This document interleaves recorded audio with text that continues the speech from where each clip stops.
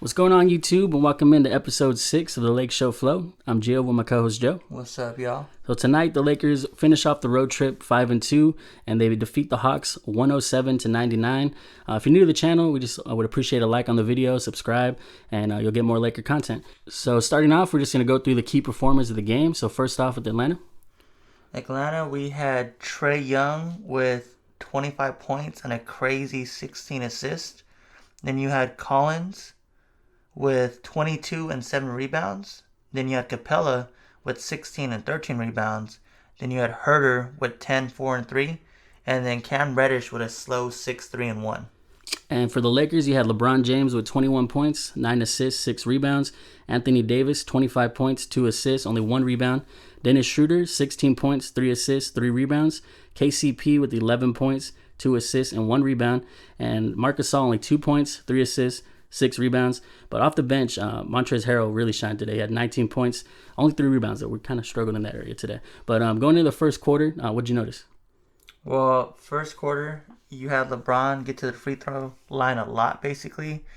He only missed 1 and knocked down 4, so that's good for someone that isn't really a great free throw shooter. But it was good to see him knock him down and be aggressive because I think defensively, they had Cam Reddish on him. So Cam Reddish, he's basically, in my eyes, he's still a rookie. Like, he hasn't done nothing special. So when you have Cam Reddish guarding LeBron James, you have to attack the paint and go off. And don't let him off the hook by shooting 3. So it was good to see LeBron attack the paint. Yeah, because, with Cam Reddish, like we talked about it before, even when we talked about the last game, like Tatum and Brown, like they still look up to LeBron. Like he's got to be able to kind of enforce his will, and like he's the veteran in that scenario.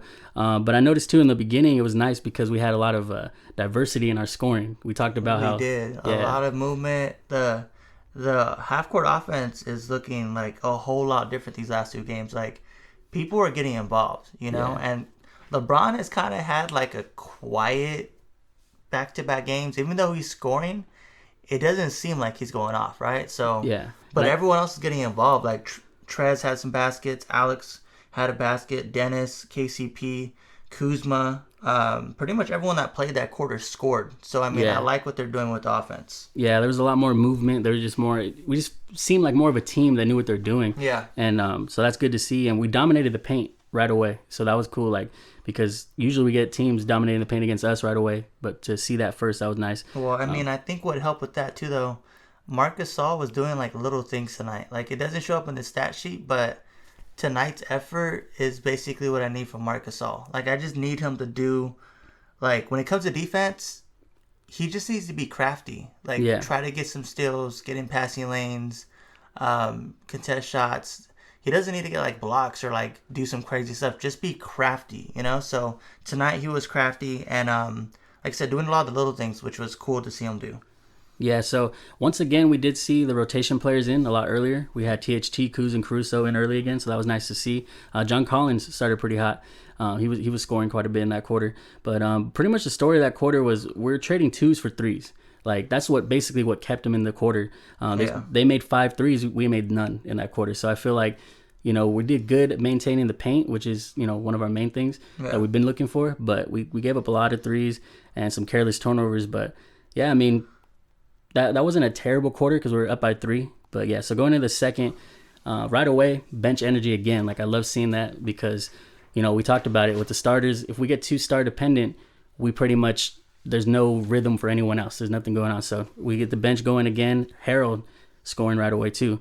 Harold had like a really good night, which I was kind of surprised because Capella is like a defensive center, you know? So it was good to see him do some work on Capella, So I feel like the more you play Trez and Kuz and Alex and THP, the more like confidence they're going to get. Which is good because, like you said, it finally feels like we're playing like a team. It's almost like watching, almost like the Spurs. Like, it looks like we're just doing everything the right way. The extra passes, we're not just settling for bad shots. And, AD went to the free throw line tonight and actually made his free throws. But the crazy thing about the first half with AD, he had no rebounds in the first half, which was that's just a crazy stat, and that cannot happen. It's it's pretty weird because like even Capella, I feel like AD should be able to dominate him. Like, I don't. Yeah. It's a whole nother level. You know what I mean? I don't even feel like Capella's that tall. Isn't Capella like 6'9" or something like that, or 6'10"? Like, he's not even that tall, you know. But to get no rebounds, and this is where I don't like how AD is so stubborn about playing the power forward position, right? Because when he plays the power forward position, it brings him out of the paint. Yeah, he's playing on the wing, watching for Yeah, he's playing on the wing. So it's just like, that's another reason why our paint points is always so crazy and people are getting to the paint, because he's not there. It's just Mark basically in the paint, and that's just not enough. So yeah, the way I see it is with Harrell, we give up size. He's athletic, but we give up size. Yeah. And then with Marc Gasol, we have size, but we don't have athleticism. Yeah. So that's why I still feel like it's clear we need another guy to throw in there and put Mark at the third option at the center. But I feel like I said, I just like with AD. We don't have no shot blockers. Last year, AD didn't have to do it by himself for a shot blocker because Marc Gasol's not a shot blocker. But we had McGee. We had Dwight Howard. Those guys were shot blockers. So this year, there's no paint presence. And it's like, the paint just is like open season this year. We started seeing a lot of that too in the second half. But yeah, so pretty much in that quarter two, we saw them... We limited them to 1-3 in the quarter after they hit 5 in the first, but they started getting more foul calls. They're starting to push the pace more. Yeah. Trae Young obviously had to adapt to that, so we saw the beginning of that.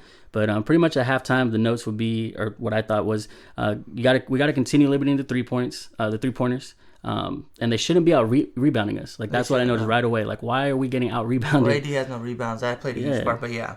Yeah. So and then the limiting careless turnovers and all that. That's something to watch going into the third, because we're a team that once we get into the third quarters, we usually start messing up. We start having bad habits carry over. But in that quarter too, though, second quarter, KC3 actually hit 2 of those, and he hadn't been doing that, so it was nice to see him get the stroke back. And then he opens up the third quarter with another one. So it's good to see, because I feel like they're actually setting off-ball screens for him where he can get some things going. And I don't know, it just felt like he was getting open more. Well, tonight they tried to get him going at first, because I think he was like 0 for 4 to start. But he took like four of like the first, like, I don't know, there was like 6 or 7 shots, but he took 4 of them, right? So they're trying to get him going, which is good to see that they're trying it, and they see that he's struggling, because like I said, he could do more. They just need to get him going. He's not like we said, he's not a spot up shooter. He's a volume shooter, So the more he gets like a little, like we talk about rhythm all the time, the more he gets in that rhythm, the more confidence he has, like, to adapt and start making more. But yeah, I mean, we were still struggling from 3 overall, and then we had Trae Young, like I mentioned, just coming out, like, attacking the paint more. That was Trae Young's quarter. Feeding his guys, all that. So yeah, Trae Young basically had 4 baskets and got to the line with 3 free throws. But I mean, the thing with Trae that hurt us too, it's not like he was scoring, but all the lobs, like, there was so many lobs tonight, and it's like, Collins is good, but I don't see Collins as the guy that's going to catch all these lobs. Like, Trae just got to the paint so easily, and it was just like, at that point, pick your poison, because Marc Gasol, he either has to come up to stop the drive and it gives up to Oop, or he stays back and Trae just throws up a floater or something like that. So that was killing us tonight. With, like I said, the paint, Mark just can't guard it by himself. Yeah, and then it comes back to, like, we talk about with the hustle stuff. Like, they shouldn't have been out rebounding us. They shouldn't have been getting the paint as easy and getting these lobs. Yeah. And it comes back to the coaching thing. Like, I feel like we know we could beat them. So, but it's like we can't dare other teams to beat us like that, because then they do. Yeah. And they start going on runs and stuff like that. But AD, he kept pretty busy in this quarter. So I like that, because going into this game, I really wanted to see him carry on momentum. So it's good to see him doing that. Well, I mean, also with AD too, though, like, there's no one that could guard him. Like, Capella's good, but Capella's not on the level to guard AD. So it was good to see AD be efficient too, because it's not like he scored a lot and he had shot 17 shots and only made 8. Like, he was efficient. Like, at one point he was like 8 for 9. Yeah. So he was making his shots tonight. Free throws, he missed 1 or 2, but it wasn't that much of a struggle. But these last 2 games, it kind of feels like AD's kind of getting back to a little bit of normal of what he was last year. Yeah, he's even hitting his mid-range faders and stuff like that, because he was just missing. Like, his shots were off just for a while. Yeah. But then, like you said, they don't really have anyone to stop him. So we're going to really see. We got the Nuggets, I think, coming up, and we're going to see how he does. That's going to be a good matchup, And also in this third quarter, too, though, what I like to see is it looks like Vogel's finally understand that Wesley and Morris, they don't need minutes. Yeah. He's shortened the rotation. I think right now it's a 9-man rotation. But with Kuz, Trez, and Alex and THT, they just bring such an energy to the court. Like, I like when they're on the court with LeBron because LeBron could handle the ball, and all these other guys do all these little things like making cuts. They do screens. They'll get the rebound if someone misses. They'll get putbacks, all that good stuff, And they all play defense, So I like when the guys are on the court. The one thing I would say, though, out of those guys, THT, we talked about it before, he just needs to be patient and on defense because I feel like they're going to want him to be a defensive guy, too. Yeah. He needs to understand how certain players work because he was fouling Trae Young a few times on the three-point line. And it's like, he got him with that pump fake twice. Yeah, and you just got to understand as a player, and this is probably where it comes down to watching film too, knowing, okay, Trae's probably going to try to get me to bite. And he needs to just relax, stay calm because I feel like we talked about it before. THT is almost in that mode where Kuz was last year where he feels like he needs to make a play every time he's involved with something. He doesn't need to, Yeah, I mean, it's stuff that he's only going to learn by being in there. Yeah. So it's good that he's actually getting the time because before it's like he's making those mistakes, but he's only playing like 7 minutes, so he doesn't have time to adapt. Yeah. And I like the minutes, like I said. I mean, I like him out there. I like Kuz out there, Trez out there, Alex. All these guys should be in the game more, especially in tight games like this, I think with them, because as soon as they go out, it feels like sometimes the offense gets a little stagnant and it gets a little like they don't start clicking. That's when other people go on their runs because I feel like all of a sudden the starters just don't have the same hustle. They don't have the same intensity. So it's like with those guys in there, it keeps our lineup hungry pretty much. And and I'm very excited too as a Laker fan to see these young guys because I feel like all these young guys eventually, depending on what happens with the roster, all these guys could start. Like Harold could start at center somewhere if he wanted to. I mean, the size is kind of hard, but still, he could start somewhere. Kuz could start somewhere. Caruso could start somewhere. THT could start somewhere. They all could eventually be starters. So I like that they're learning and they're getting the experience because also in the playoffs, when things really get intense, these are the guys I want to go to battle with. These are the guys I want to be in the game, right? Because as much as I like KCP and Dennis, there's just nights where those guys are not doing enough and they're just, you could just tell they're out of it. They're kind of cold.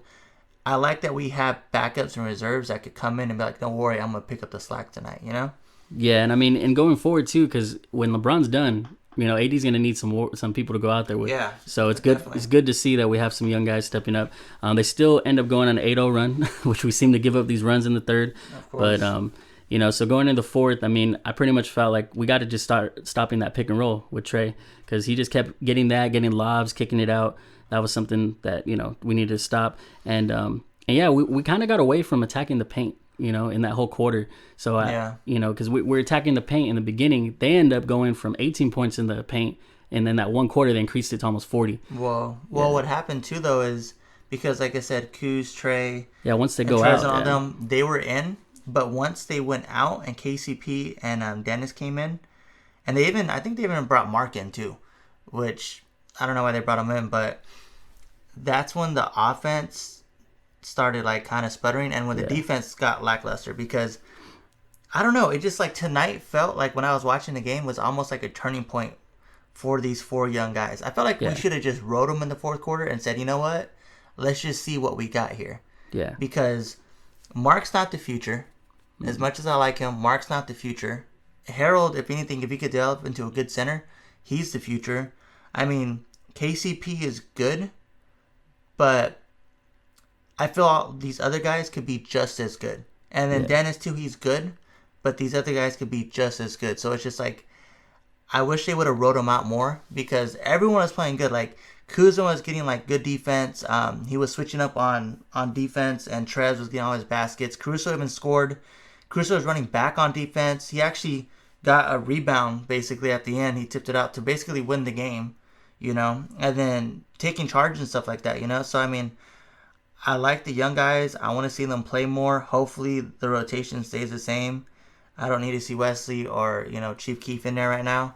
Yeah, let these young guys play. We got Denver next, which is going to be Denver likes to run. Yeah. And I don't know, I don't know if it's in Denver. No, we got a 5-game homestand coming up, and like you're saying with these guys, with Caruso and Trez, I feel like they got a chemistry. Kuz, THT, they all got passing skills too. It's like their defensive playmakers. Yeah, they're going back and forth. So we're gonna need that in the next game. And then, like you said, closing out this game, pretty much LeBron started kind of waking up again. Hits his first 3 of the game. Pretty much, we needed him to kind of close out because I know AD was in foul trouble in that quarter. Yeah. So he started kind of taking over. So that was nice to see. And then we started off the quarter not allowing like any points. So we started. It was an 11-0 run when we started the quarter. So it was nice to see us get a run instead of them just kind of like continuing that third quarter momentum. Well, they did get an 8-0 run too at the end where it got kind of close again. I think they brought it within 2 or something like that. It was their second 8-0 run too because the third quarter they had one in there. Yeah. And then Trae Young finally hits one of his crazy threes. The logo 3, and then Collins hit some threes tonight too. Like, I was surprised how much Collins went off because AD is the one guarding him. Yeah. So, like I said, it just comes all back down to the starters and their defense. Yeah. Because once again, other than Trae, I don't think their starters are better than our starters. I mean, LeBron should be able to handle his matchup. AD should be able to handle his matchup. KCP should be able to, at least be even with Cam Reddish. Marc Gasol and Capella, they both bring different things, but I don't think either of them are just better than the other. You know what I'm saying? So it's like, other than Trae, it's just another game where we know that our starters should be able to outperform theirs.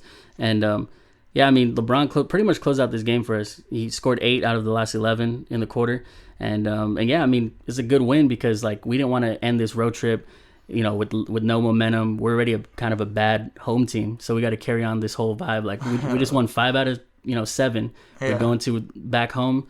And like you said, we got Denver coming up. So what are your thoughts on that game? Denver's going to be a test. Obviously a playoff team. Obviously a team that gets better every year.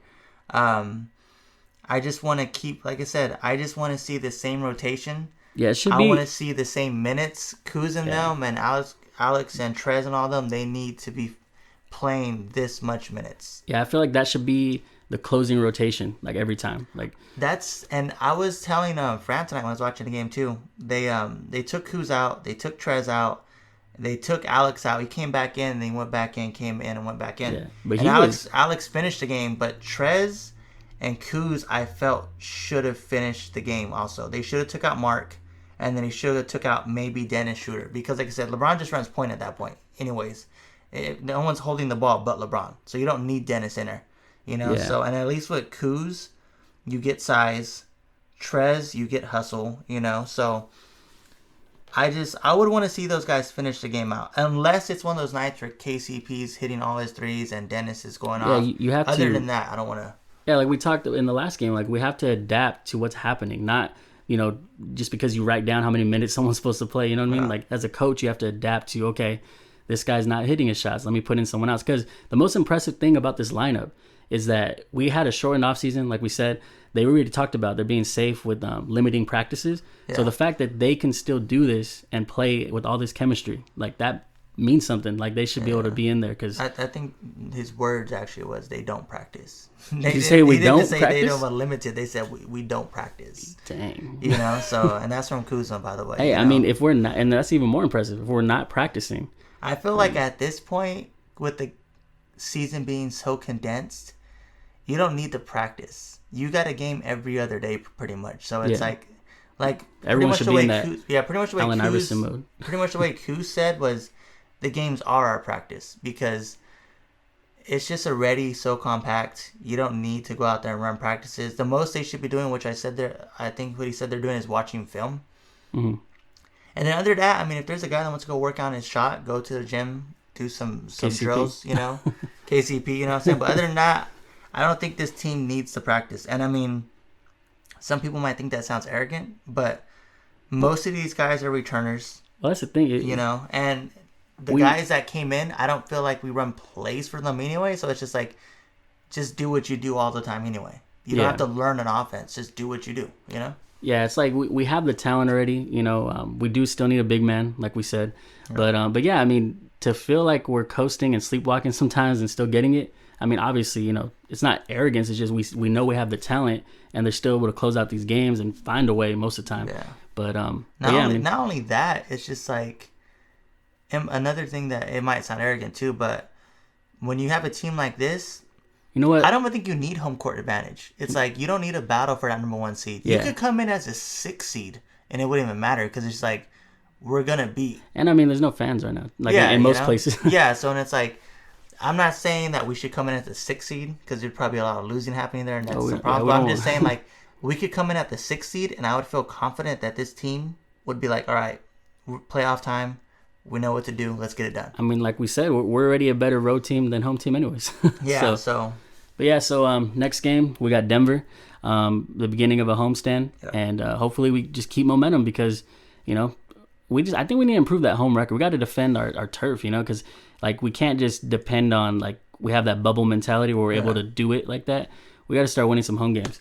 But, yeah, so, I mean, that'll do it for this episode. A quicker one, you know.